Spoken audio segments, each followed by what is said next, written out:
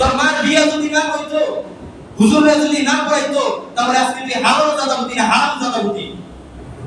মৃত্যুর পর যদি জানাজা না হইতো, কুকুরের মতো তাদেরকে দাঁড়াতে নামাজ পড়ানো, বিয়া পড়ানো, জানাজা পড়ানো, এছাড়া হুজুরের কোনো কাজ নাই।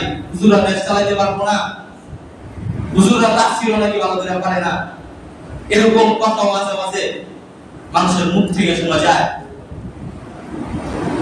আরে লজ্জা হওয়া উচিত তো।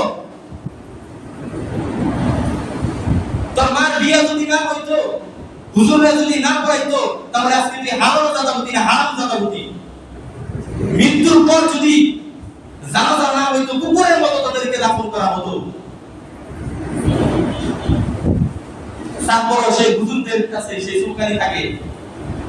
এতই যদি চুলকানি থাকে, তাহলে চুলকানি ওষুধ লাগা হুজুরদের কাছে আসিস না। আল্লাহ পাক রব্বুল আলামিন যখন কাউকে ধ্বংস করার ইচ্ছা করেন, আলেমদের পিছনে লেলিয়ে দেন।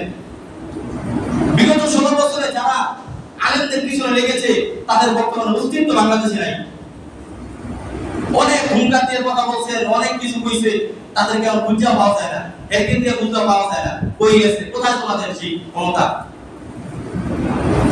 এই ক্ষমতা হচ্ছে চিরস্থায়ী, স্থায়ী না। এই জন্য